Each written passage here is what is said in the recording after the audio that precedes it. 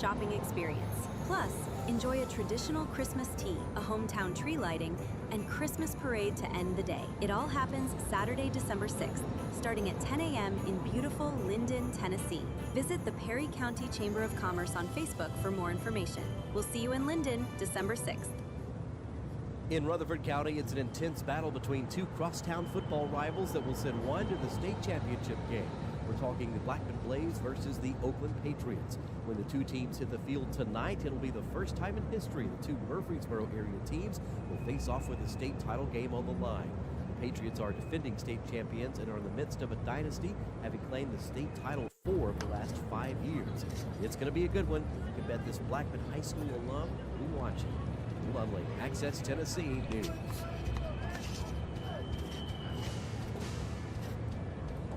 Whether it's a cough, a fever, or something you can't quite name, MMC Now makes care easy.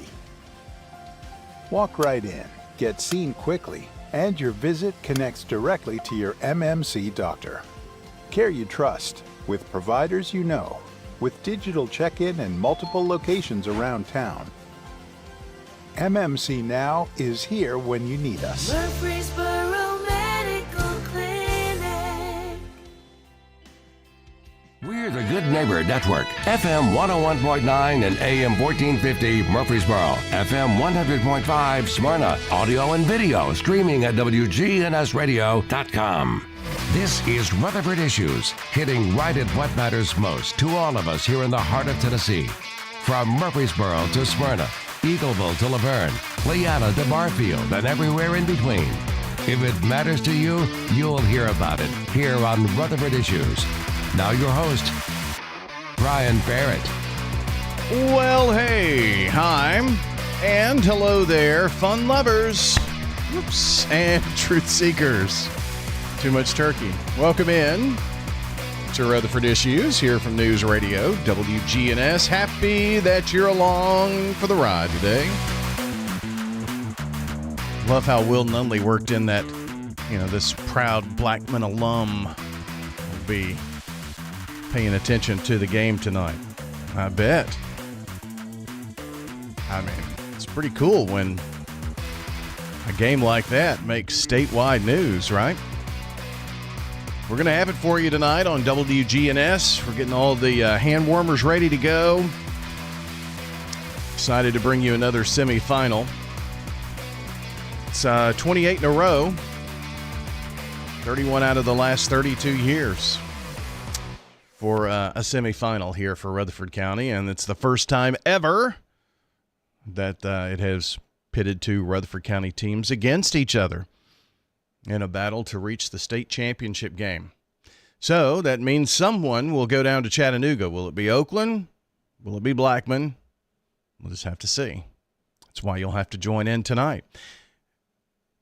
I guess we'll just go into this real quick. If you plan to go to the game tonight, I've already seen tweets about this, and Oakland's being very upfront. There is a capacity. So, I mean, it could be an issue. I was going to see if I could try to find it, but I think I've refreshed since then. If you want to follow Oakland High School on Twitter, they've got, where the ticket gates are. They've got the parking lots, got where the overflow is. There's parking at the middle school and walk across the street. They're trying to make sure they get everybody in there. So, let's see. Yep, I'm not seeing the link. Please remember that we must follow stadium capacity guidelines. So, they're already expecting maybe one of the biggest crowds we've ever seen there. To guarantee entry, purchase your tickets on GoFan in advance. Once capacity is reached, no walk-up entry will be allowed unless you have a GoFan ticket. Okay? There you go. I think that's about all we have to say about that.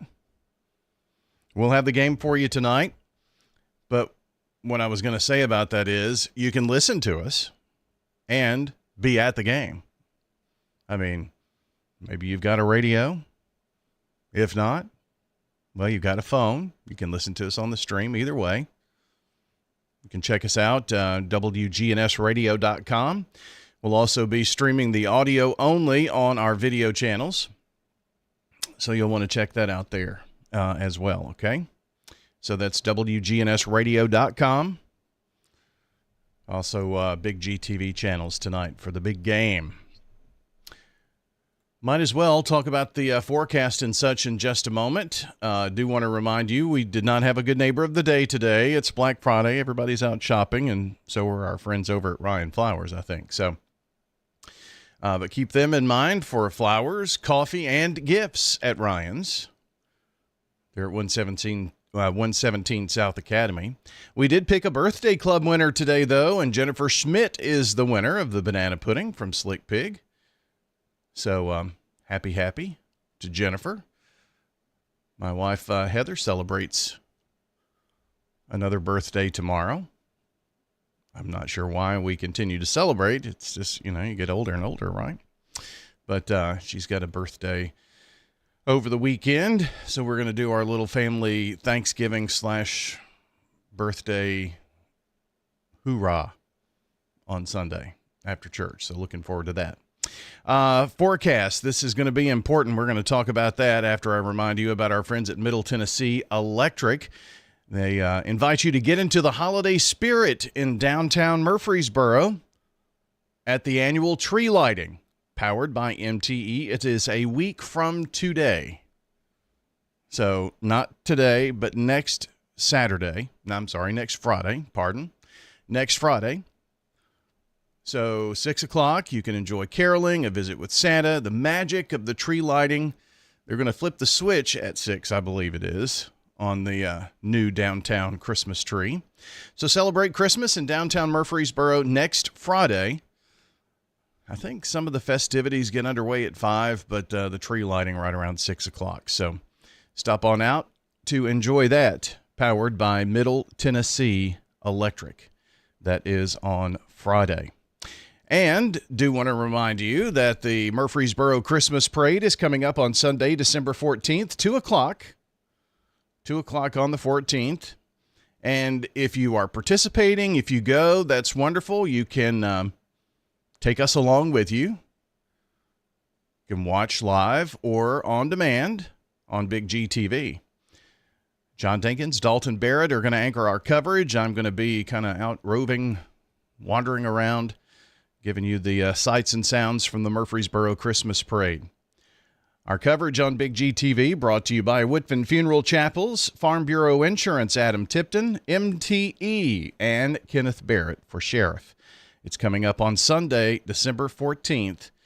And again, if you are participating or if you go to the parade, you can watch back. wgnsradio.com/parade is where we've got all the information, where you can see the live video, and also where you can go back and watch the archive video as well. It's also on our Big GTV YouTube channel where you can catch that. Well, we're going to maybe catch a cold tonight. Now, here's your Rutherford weather forecast. Going to send you outside as we check on the forecast conditions. See, we've got 35 degrees here. Looks like we've warmed up to a balmy 37. We're going to see how high we're going to go today for the high temperature and how low can we go tonight. That's coming up as we take a look at the forecast details here in just a couple of moments. Right now, what's happening not only today but the weekend, let's find out. Well, Brian, it looks like we'll see sunny skies here for this afternoon with a high in the mid-40s. Winds out of the northwest around 5 to 10 miles per hour. Then for tonight, increasing cloud cover with a low around 25. By Saturday, cloudy, high around 51 degrees. Sunday, a chance for some rain showers early on, cloudy and a high around 48. Monday, a slight chance for rain late, cloudy, high 45. Then by Tuesday, a chance for some rain early, cloudy skies, a high around 41. I'm meteorologist Jennifer Wojcicki. Thank you, Jennifer. And I know that there are some, I guess, if you follow the weather at all, a few maps out there that are showing we've got the possibility of some maybe flurries flying, things of that nature. The forecast does call for showers likely after midnight with a low of 31. So, of course, we're right there on the fence. But we'll just have to wait and see about that one. Forecast models are all over the place, just so you know. Well, this, speaking of models, this is our short-term model, and we've got it on temperature. That's why you see the white there, indicating cold, right? So let's look. Well, this is here about 10:30, saying we could be up to 39 degrees. Let's go to, let's say 5:30 this afternoon, 36 degrees. So we're going to be up into the low 40s today, and we're going to fall into the 30s. Again, 36 by 5:30. Let's go to kickoff tonight at Oakland, 7 o'clock. 33 degrees. Okay. 8:15, 31 degrees. By 9:30, 9:15, we'll say, 30 degrees. So we're going to be in the low 30s tonight, it looks like. And then after that, bottom's going to continue to fall out. We're going to wind up in the mid-20s for the overnight low. But temperature trends showing we're going to be in the 30s tonight for your high school football semifinal game, Oakland and Blackman tonight from Oakland High School. Well, that's a look at your forecast from Rutherford Weather. RutherfordWX.com. That's our website. Now, on that website, if you'll find your favorite social platform, YouTube, Facebook, X, those are the ones we're most active on. Like, subscribe, and turn on notifications. Now, the best for the live video viewing, whether it's on your phone, tablet, or television, is YouTube. But you also have Facebook. We do send out a few messages on Facebook and X especially that aren't video, but maybe pertain about something that we're watching, impactful and severe weather that could be on the way. So you might want to pick more than one. At RuCo Weather, RuCo Weather on those social platforms. That's RuCo Weather, RuCo Weather. Like, subscribe, turn on notifications, and be sure to spread the word about the Rutherford Weather Channel as we keep you updated on local Rutherford County, Tennessee weather. Good day, Rutherford County. This is Lee Colvin, financial advisor and CFP with Edward Jones. Let's get the latest business news from our financial desk. Well, today, markets are closed, but the Dow ended Wednesday up, still heading toward a losing month, however. 104, up 104 at 23,319. The Dow up 303 at 47,730. And the S&P ahead 31 at 68.43. From Wall Street to Church Street, that's the latest business news from the Edward Jones Financial Desk. I'm financial advisor and CFP Lee Colvin. Call 615-907-7056 or stop by our office on South Rutherford Boulevard in the Public Shopping Center. Rutherford Issues on News Radio WGNS. Our coverage of Rutherford Issues here on Big G TV brought to you by Murfreesboro Medical Clinic, offering over 20 specialties, several locations, and more than 900 associates dedicated to your health. For quality care that fits your life, choose MMC. We're checking on the latest world news right now on WGNS. It's 21 minutes after 10 o'clock. CBS Radio News. This is CBS News on the Hour, sponsored by O'Reilly Auto Parts. I'm Jennifer Kuiper. After the death of one of two National Guard members shot in Washington, D.C. on Wednesday, allegedly by an Afghan national. We are upgrading the initial charges of assault to murder in the first degree. Janine Pirro, U.S. Attorney for D.C., also tells Fox News, "We are hoping that the more information we can get and the more investigation that is going on 24/7 round the clock in Washington, the more we will find out about what actually happened in terms of this individual even being in this country and being in a position to ambush and shoot down an innocent young woman." 20-year-old Army Specialist Sarah Beckstrom of West Virginia died yesterday. President Trump says a second Guard member is fighting for his life. Ukraine's president announces the resignation of his chief of staff amid a corruption investigation. 8 more people involved in the renovation of apartment buildings that caught fire this week in Hong Kong have been arrested. BBC's Moira Alderson also reports. Hong Kong's fire service says alarms were not working properly in the tower blocks, which were engulfed by flames on Wednesday. The number of people confirmed to have died has risen to 128. The whereabouts of about 200 people remain unclear.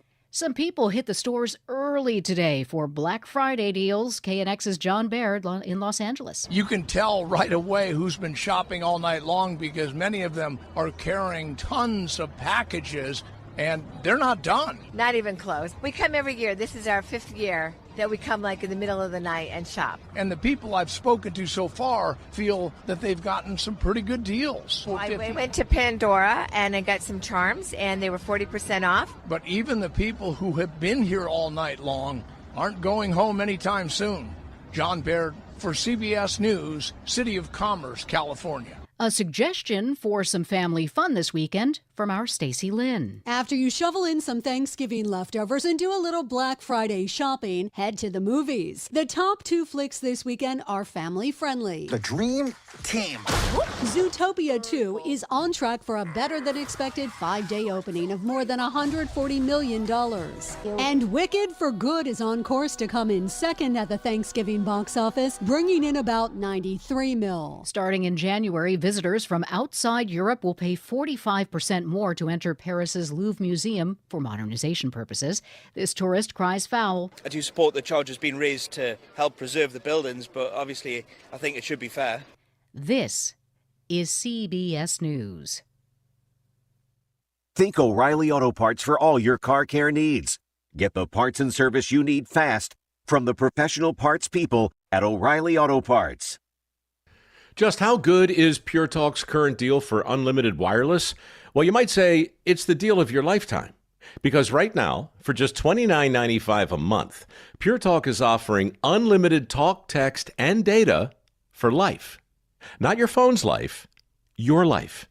This is Pure Talk's top-tier plan. It comes with a crazy fast 5G network along with a 30-gig hotspot.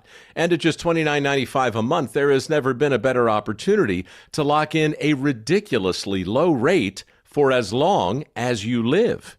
And save thousands and thousands of dollars along the way. This plan is normally $65 a month, but if you switch today, you will save over 50% every single month for the rest of your life. See what I mean? It really is the deal of your lifetime. Dial pound 250, say Mike Rowe. Offer ends 12/7. Some restrictions apply. Details at puretalk.com. A list of the most popular baby names for 2025 is out.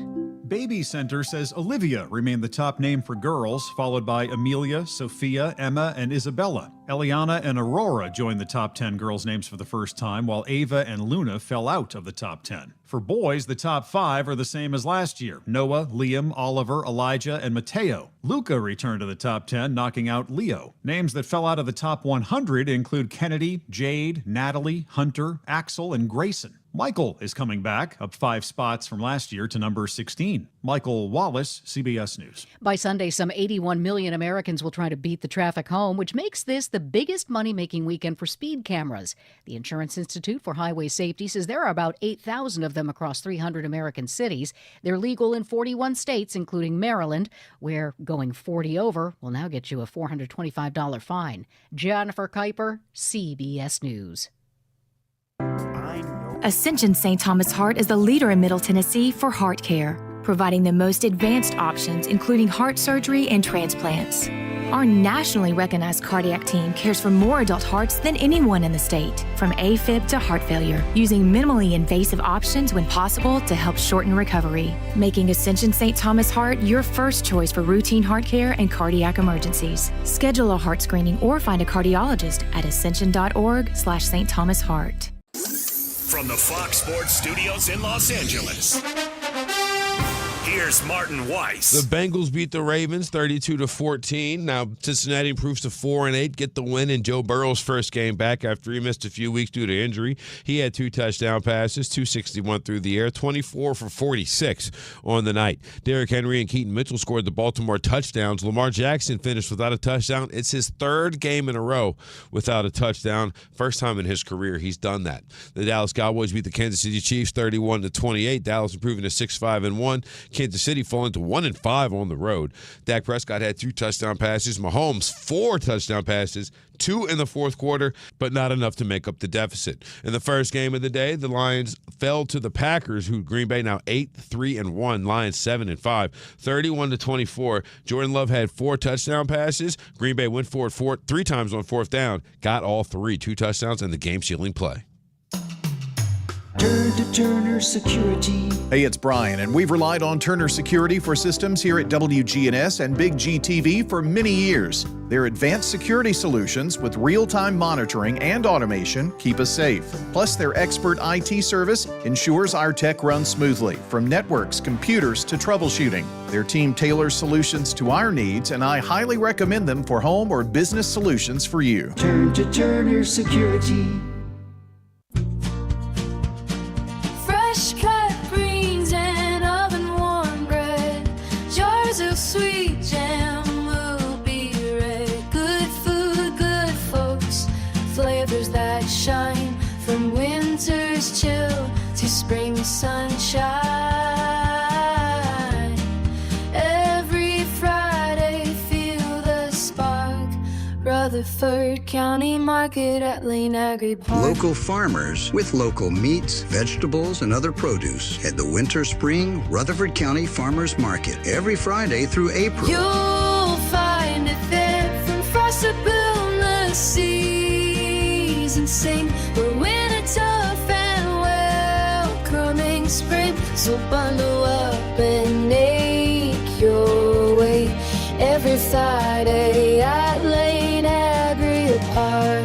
At the Lane Agri Park in Murfreesboro. It's the most magical day of the year, and you can watch it all live. Big GTV is where Christmas comes to life with coverage of the Murfreesboro Parade, Sunday, December 14th at 2 p.m. Brought to you by Kenneth Barrett for Sheriff, Middle Tennessee Electric, Farm Bureau Insurance, and Woodfin Funeral Chapels. See every float, every smile, and the moment Santa arrives on Big GTV. Streaming at wgnsradio.com/parade.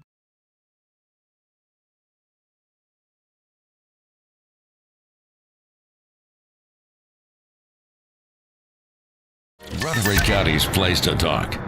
This is News Radio WGNS Prime Time Sports. Sponsored by the law offices of John Day. Our expanded office location is on Medical Center Parkway, just across the street from the hospital. If you've been injured, call us for a free consultation at 867-9900. Well, we've been talking about it all morning, but it's the first time ever that Rutherford County has had 2 high school football teams in the semifinals. It's tonight. It's at Oakland, and it's Oakland versus Blackman. So be sure to tune in beginning at 6:30, a special county roundup. We're going to hear from both head coach Kevin Creasy and Matt Kreisky tonight on the pregame show right before the kickoff at 7 o'clock. If you're going to the game, get there early. Again, I've already mentioned this morning, but Oakland has said the best way to secure a seat is to, purchase that online ticket. You can search them up on Twitter or X and find where you can get those GoFan tickets. If you have purchased tickets from there, you know where to go and get that. But I think we're going to have a capacity crowd tonight. Take some way to listen, radio, your phone.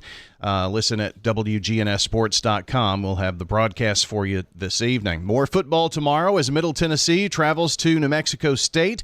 Pregame begins at 12:30 with a 2 o'clock kickoff. here on WGNS. Next week, some high school basketball for you. Next Saturday, the 6th, we will have state championship football with either Oakland or Blackman playing either Ravenwood or Southwind.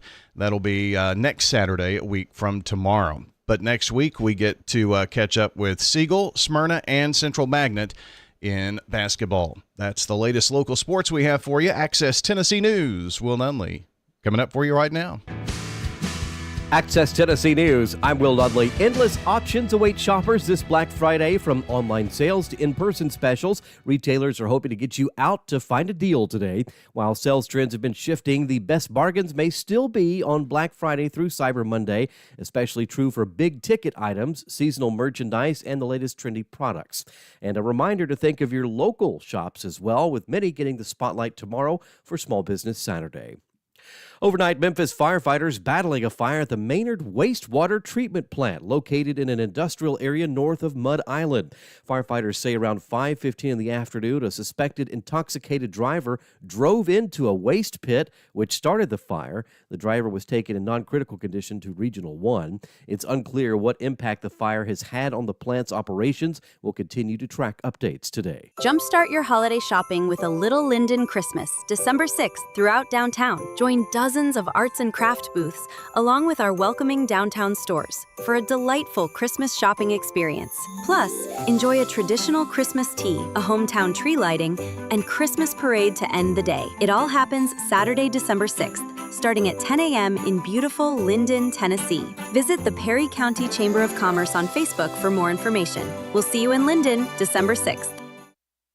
In Rutherford County, it's an intense battle between two crosstown football rivals that will send one to the state championship game. We're talking the Blackman Blaze versus the Oakland Patriots. When the two teams hit the field tonight, it'll be the first time in history the two Murfreesboro area teams will face off with a state title game on the line. The Patriots are defending state champions and are in the midst of a dynasty, having claimed the state title 4 of the last 5 years. It's going to be a good one, and you can bet this Blackman High School alum will be watching. Will Nunley, Access Tennessee News. This message brought to you by the Central Tennessee Regional Solid Waste Planning Board. Visit recyclerightTN.com for tips, ideas, and locations on where to recycle near you. That's recyclerightTN.com. Recycle right, it's all on you. Don't be trashy, recycle classy, recycle right, Tennessee. Go to recyclerightTN.com. Recycle right, Tennessee. Whether it's a cough, a fever, or something you can't quite name, MMC Now makes care easy. Walk right in, get seen quickly, and your visit connects directly to your MMC doctor. Care you trust, with providers you know, with digital check-in and multiple locations around town. MMC Now is here when you need us. Murfreesboro Medical Clinic. Rutherford Issues with Brian Barrett on FM 101.9 and AM 1450 Murfreesboro, FM 100.5 Smyrna. Listen and watch at wgnsradio.com. We're back here on Rutherford Issues and powered by Middle Tennessee Electric. You know, the holiday season is here, and in downtown Murfreesboro, we flipped the switch on the tree next Friday night, the 5th. So be sure to be a part of that. It's powered by Middle Tennessee Electric. Starts around 6 in terms of the tree lighting activities all evening with caroling, Santa, and, of course, bringing in the joy of the season. Downtown, celebrate Christmas next Friday. Well, it's time to talk about Rutherford County Schools, and from the school board joining today, Caleb Tidwell, school board member. And first of all, happy post-Thanksgiving. Did you get out of shopping today by coming in here? I don't know. I haven't got out of it yet. Okay. But thanks for having me on, Brian. Yeah, appreciate it. Good to have you. Always good to catch up on these on Rutherford County Schools and hear from our school board members. And I guess all the buzz has been locally with sports about the big football game tonight. Pretty cool that Rutherford County is guaranteed a trip to the state championship game. That's one way or another. That's right. Well, as a graduate of Oakland High School, I'll be cheering on the defending champions, the Patriots, but I'm glad that we have somebody representing either way. Yeah. Oakland has won 4 out of the last 5 state championships, so it's hard to go against them, but let's just go ahead and make it 5. You know, 5 out of 6 is not bad. Blackman's going to have a little something to say about that, I would think. But, yes. There has been quite a bit of information on Twitter about making sure you get there early, and there is a capacity and all these kinds of things. And the weapons detection and all, the clear bag policy, all of those things, people are used to that now, but I haven't had a chance to catch up with you and get your thoughts on that. But I would think anything that we can do to one more safety measure doesn't hurt anybody. That's right. And, to be honest, I think if you're wanting to go to this game tonight and you're wanting to see the first half, you need to be there. Plan to be there probably an hour and a half earlier or earlier. There's going to be a lot of traffic, especially the way that it's set up for Oakland. It's kind of on the backside. And then they're going to make sure that everybody goes through that weapon detection system. And that's for a cause that we're all a part of, which is safety. That's paramount here. But there will likely, even though it is a great system and they're going to have a lot of people working it, it will likely slow things down. And as you would expect, there's going to be a very large crowd there tonight, hopefully a capacity crowd. I think that'd be great for both teams to get that kind of support. But it's for a good reason that we have these things in place.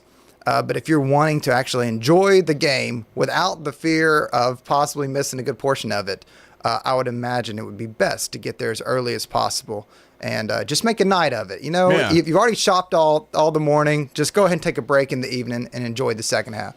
You can get dinner there, at the concession stand and help out there and just get there early enough, and, it'll be a great evening, obviously. That's been a couple of things that I guess if we were to say, let's talk about things that happened this first semester, that and the new cell phone regulations, or whatever you want to call it. Those are two of the big things that affected our schools this semester. That's right. And both are pretty significant changes. Of course, I'd say the same thing about the weapon detection system. Mm-hmm. Security, safety has always been paramount for Rutherford County schools. When I go and travel to conferences, whether it's a state conference or a national conference, and they're telling us about all the things that we could possibly do to increase our safety measures, Rutherford County is always ahead of the grain. So one of these things that we're doing, we've kind of jumped out here and went with the weapon detection system for all of our schools. And initially, it wasn't something that I was a huge proponent of. I do not want our schools to feel not like a school, a welcoming place. And so I didn't initially like the idea of it. But as the world that we live in has some certain challenges to it, we want to make sure that we're doing everything in our power. And this is another tool that we had in our bag. So initially, whenever we started the weapon detection systems, there were long lines for students to get in and figure out what they needed to bring and what they had to hand, the 3-ring binders, set those things off, and how they had to hand that out, and just learning the system. Now that I've seen it in play, it is certainly sped up. It's a great system. I'm glad that we have it. They're very mobile. We get to use them for not just our schools, but also for extracurricular activities, basketball games, football game tonight. Yeah. It's a wonderful thing to have. So weapon detections, yes, that's a great thing. You mentioned the cell phone policy. I was a kind of spearheading this particular policy here locally, and then, of course, the state made a lot of changes. We had a strong policy to begin with, and, of course, implementing it is neither fun for the teacher or the school system as just this generation is so attached to social media and different things. But when we look at the data and the studies about cell phone usage and the damage that it can cause, the distractions that it is, I think they said, one of the studies said that a notification causes a 45-second distraction. So it could be a text, could be an email, could be whatever, a 45-second distraction for a student. And the average student gets about 300 notifications a day. Wow. So with that, just filling it, even if it's on vibrator, fill it in your pocket, they're thinking about it, they're just losing that focus. Is so-and-so texting me about tonight's football game? Are we making plans? Whatever it may be. But it becomes this distraction. So we also learn the schools that took the step to restrict it significantly, their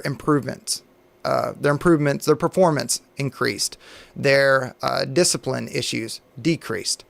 And so we're waiting to see what the data is as we go out throughout this first year, but I can't believe that it's not going to be positive. It's certainly going to be a beneficial factor for the students. Now, you mentioned we already had a fairly strong, policy for cell phone use in schools, but now it's like pretty much no cell phones during the school day. Pretty much. I mean, they have them. They can have them on their person, but we want them to have them off. So, but it had to be a really emergent situation for them, where they could turn it back on in those types of situations and reach out to their parents or family members, or what, God forbid, that would be a situation. But they do have them.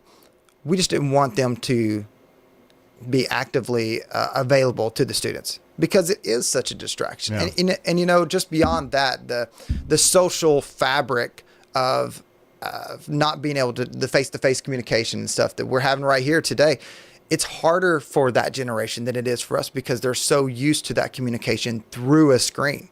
So beyond just the academic portions, the social emotional portions are still having a great impact on just restricting that. So they do have them on them. They are powered off. So there is that helps the emergency thing, which is about the only benefit that I can personally see. As far as them talking to their coaches and lining up practice and all that, hey, do that the night before, a couple days before. If there's a change of the day, have the coach reach out to the students.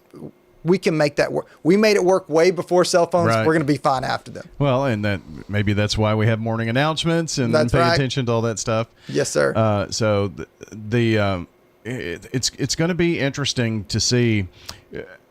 We're seeing a lot of young people, that are in their 20s, maybe even early 30s, but trying to also take a step back approach, because they were of the generation when it just really started to take off, and now they're trying to take a step back from that, with constant messaging and on social media so much, and make time for friends, family, face-to-face conversations. So society sometimes takes care of things. That's agreed. And there was a documentary that came out called The Social Dilemma. Yeah. I don't know. Did you see that? I did. Oh, yeah. Man. So eye-opening just to see. And that's for not the kids, of course, as well. When you have some of these CEOs of these companies that have these algorithms, and they're saying, yeah, I don't let my own kid have a cell phone because of how strong the algorithm is.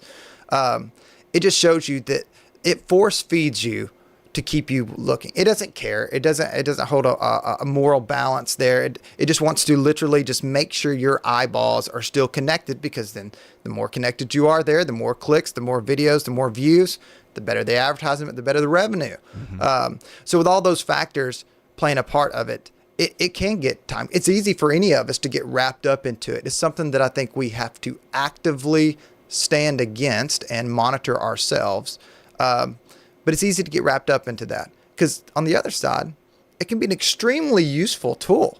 So, I mean, I use mine for business all the time. Mm-hmm. So I would hate to disconnect it completely, but restricting that and just making sure you're focused. There are some things that I think some of the major companies are doing to have like a focus feature where it cuts off your notifications for a while where you work. There are items like that.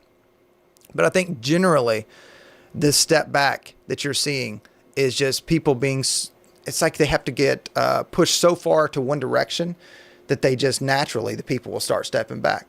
And so there is a small, like right now, there's a small push to go back to dumb phones, is what they're calling them.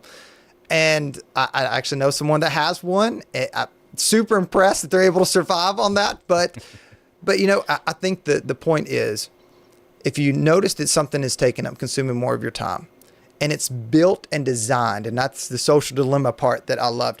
It's designed to grab your time as much as possible all the time. When it's designed that way, you got to be super cautious of how much you let it take over the time that you have. It can. It's definitely a social dilemma for sure. We're talking with Caleb Tidwell, Rutherford County School Board member.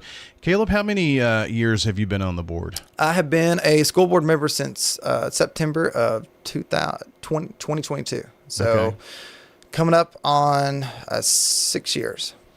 In that 6-year time, we've added more schools. We're, 52 schools now? 52. With 53 coming out of the ground at Poplar Hill Middle School. That's right. And more on the way. The growth that we have seen just in your 6 years there has been tremendous. It's been substantial. Now, I'm basically born and raised in this area. Yeah. Lived in Murfreesboro all my life. Love it.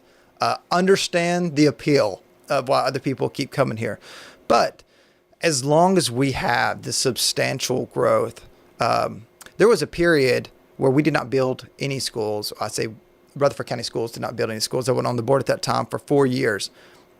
And the growth did not stop. Right. And so we are literally playing catch up to a plan that should have been possibly done a little bit better, strategically planned a little bit better. And even already behind before that, too. And behind before that as well. Yeah. And so that just increased the load. So we use every tool at our disposal. Of course, we're building schools. We're building a school a year. Basically, we got Poplar Elementary plus the additions last year. So we opened up 3 high school additions and the elementary school. We plan to open up another addition at Laverne High School in the fall of 2026, along with the middle school.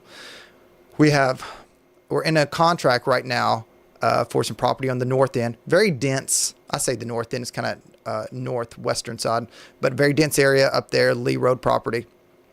We plan to ask for a high school for that. Now that takes a little bit longer to build, so we won't be able to hit that new school every single year, and a little bit more substantial cost. Is that Blackman Stewart's Creek area? Yes. Kind of, okay. Yep. And it will pull students from those areas. Yeah. And that'll provide some relief. But we also, we have to do the rezone, and that's almost like a curse word if you're a school board member. It gets the emails, it gets the phone calls, it disrupts lives, and of course we understand that. And some people have been rezoned multiple times. I was going to say you probably have had to deal with rezoning every year that you've been on the board, just about almost. Yeah. So we decided to approach that a little bit differently.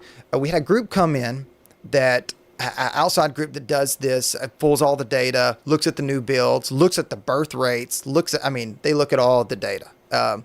Paid them to come in. We've been working with them. I think this is our 3rd year now. And they provide all the data for us to make these decisions. So our purpose was to set it up to where we would not be rezoning every 2 years. And then where you wouldn't have grandfathered students in or as dual zones in that outlast the rezone. And then by the time those disappear, you got to rezone again. It's just, you kept people constantly moving. Yeah. So we tried to do a lot of forecasting, a lot of projection there. And it ended up being a really good thing. We made some adjustments where some of these areas that have to do rezone. We did a district-wide rezone, so just touched everybody last year. Now, we had been talking about that for 2 or 3 years. We got community input. We went and had community meetings at different schools on the south side, the north end. I think we had 3 or 4 different areas. We got input for the community. And, still it was an adjustment, but at least it was a slow move instead of just like the quick cutoff. So we've made those adjustments, and that was for the district-wide. That was a tool that we had in our own toolbox from the Rutherford County Schools. But still, people continue to come. And just to kind of paint an example, you have these new developments that are happening right beside schools, right beside them. So if your zone was a large geographic zone, I'm going to use Rockville area as an example.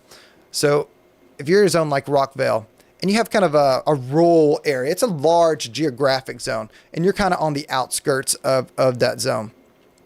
And then they're building all these new houses right beside Rockville. Well, if you have a lot of new students move into there, that is going to shrink the geographic zone of Rockville toward the school because their house is right beside it. Yeah. And there are individuals, and look, and I understand this argument. They said, we've always been Rockville, 10 years, whatever, we've always been on, and they've been kind of on the outskirts. But as people build in around these schools, which is appealing to the developers, they want to be as close to those schools as possible, especially we can get later into the reward schools, but we are a very high performing district. We got a lot of fantastic schools. So that's appealing as well. So it's a selling point to these developers to build as close to these schools as possible. When they do that, what that does is that cuts out those individuals in those rural areas, and it shoots them over to the areas where there aren't developments happening right beside the school. I don't know how you stop that. At least from the school district standpoint, we don't have an ability to stop that. And I think our county commission has done a fair job of doing everything that they can in their wheelhouse to try to not shut off growth, but battle it as best as possible. But it's like when we get to the Stewart's Creek area, and we can talk about that if you'd like to as well. Booming area. Yeah. And of course, I've had a lot of conversations with people in that area. And they're tired of the growth there. They're tired of it as well. But the reason people keep moving there is because they love it there. The same reason the people that live there now love it. They're like, hey, we love it and we don't want it to change. And I'm with you. A Murfreesboro person, I'm like, hey, I want Murfreesboro to slow down. We love having all the restaurants, but we want it to slow down. But with that being said, that same reason people are going to continue to move there, which means there's a demand. And as long as there's a demand, developers are still going to build there. And unless there is some outside source, I don't know if it'd be the state, I don't know if it'd be the local city, municipalities, that could put restrictions, which both seem to be very unlikely to do. Sure. Then it's going to continue. And so our job at the school district is to work with the tools that we have, which is that district-wide rezone, which we did. And then as we open up new schools, there are going to be new rezones, which is where we're at with the middle school. And so opening up Poplar Hill Middle is going to require to rezone, especially in that area, the schools? Yes, especially in that area. But for the middle schools, we haven't done a middle school rezone, I think, in 8 or 9 years. Okay. So this isn't something that they've had to deal with a lot more often. So now that we have this new middle school opening up, yes, we're going to have to rezone because we got to pull kids to get them into that school and then relieve some of these other schools. But when those get relieved, it's like a domino effect. Yeah. So the schools closest, they get some relief, but then we got to give them enough relief to get to the school that's like to pass them, and then they come and fill the other seats. So we're spreading it out best we can because the projections that we're seeing, which is 56,000 students in the next 5 years, not as a total. Mm-hmm. That's another substantial increase. And so you're talking about 4,000 more students. We got to have somewhere to put them. In the typical high school is what, 2,000? Yeah, 2,500. Okay. We would like to shrink those a little bit. We've even talked about doing like a hybrid model where we have, instead of a 2,500 seat high school on the north end, we build a 1,200 seat or 1,500 seat high school on the north end, and then same size on the south end. A little bit more cost, but it's easier to build and buy now than it will be years down the road, and we will need it on the south end later as well. You just tend to have better performance, less discipline issues, the smaller your community school is versus these large schools. But are we going to wind up in 5 years adding on to that 1,500 to make it 2,000 and then Yeah. It would seem that would be the logical thing to do if you needed more space and you had the school, right? Absolutely. Perfect example. We build Poplar Hill Elementary and Stewart's Creek. It's right there. I mean, right there. And Poplar Hill, it's got some space left. I mean, we tried to leave some room for growth that we knew was coming in there based on the projections. But Stewart's Creek is still slightly above capacity, and that's after shifting students from all around the area. Yeah. I mean, it's as soon as you pour a little water out, somebody just dumps another gallon in. Yeah. It's a desirable place to live, so I get it. That is just part of the growth. I mean, if you think that this is going to end the rezoning and end the adjustments and all, it's not. I mean, we're going to continue to see that. Yeah, it's not really possible. I keep going back to Stewart's Creek because it's just it's almost fascinating at this point to how terrible it's been up there. What's happening in Stewart's Creek is what's happened in Blackman, that explosive growth. Yes. We're seeing that there now. Yes, and you know what? And Blackman still does have some growth, but it's so dense that it's harder for them developers to bring in and buy a huge piece of land. It's like what land is left. And Stewart's Creek will eventually get that way. But in the meantime, there's going to be adjustments. So the rezoning will continue to happen, but just know your school board members, I know we don't agree on all things at our school board, but we are all in agreement that we are trying to do the best we can to prevent these rezones from being a annual occurrence. And what determines that? It's going to be how many people that move into some of these developments nearby are families. I mean, we got projections, we got ideas, but we don't really know until it's done. Yeah. So yes, it's going to continue to be a battle, but we're going to continue to face it and continue to build schools and continue to rezone in the best ways that we can to shift students to open seats, that's kind of, again, Stewart's Creek here. That's kind of what we're doing with Browns Chapel and Stewart's Creek. Browns Chapel's got space. Stewart's Creek's obviously still always out of space. A lot of people love their Stewart's Creek community. I completely get that. But unfortunately, you got seats open at Browns Chapel and you have no seats at all at Stewart's Creek Elementary. You got to shift. And hey, for us to go to the county commission and say, hey, we need to build another school, they're going to be like, you've got seats here. You got seats here. Why are you not using these? So we're making sure that we're doing everything the right way and making those cuts that we have to do as small as possible. Last year, when that came up during the rezoning, it made more sense because I remember watching one of the meetings and Dr. Sullivan saying, well, if you don't do this, and I go to this before the school board and they say, well, you've got several hundred, seats here and here and here. Why do you need another new school? What's the answer if you didn't rezone? So it's a great case. Yep. Yeah. Before our time gets away and we're almost out of time, I do want to talk about the record number of reward schools this year. I mean, that's remarkable for the district. It's awesome. And look, we're a level 5 district, which is amazing. We had 32 of our schools get a level 5 distinction. But on top of that, this typically deals around the end of the year testing, the reward schools. And so we got those results back. 28 reward schools. Now, the previous record was 21, so it just wiped it out. Yeah. And that's a testament. Those results based on some performance and growth and chronic absenteeism, things we've all worked to improve at the board. But the credit really goes to our staff, our principals, our EAs, all of those. Hey, our custodians that are keeping the buildings. It goes back to the people that are in the daily lives of these students that are not only providing a great atmosphere for them to be educated in, but also those great educators that we have in our system that are continuing to improve the lives of the students they get to work with. Caleb, it's great to catch up with you. I love talking about Rutherford County schools.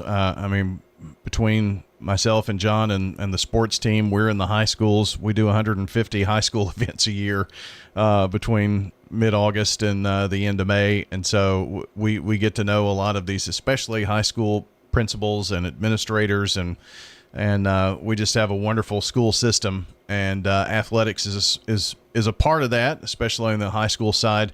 But just to see the reward schools, that's a testament to what's happening here in our district, and another reason why we have growth and rezoning and all that kind of thing too. So that's right. Well, listen, we appreciate you guys highlighting the school system so much and being a part. We know you're a part of the community. We grew up listening to you ourselves, but we're just so thankful that you guys continue to promote the good things that are going around in our school system today. And a lot of it. Well, Caleb, thanks for coming in. Hope you had a great Thanksgiving, and we'll see you back here next month, I think. Sounds great. I'll be here. All right. That's Caleb Tidwell joining us, Rutherford County School Board member. That's going to wrap up our show today. Thanks for joining, and have a good day out there, everybody. Portions of our programming have been pre-recorded. Subscribe to Big G TV. Local content that matters to Rutherford County.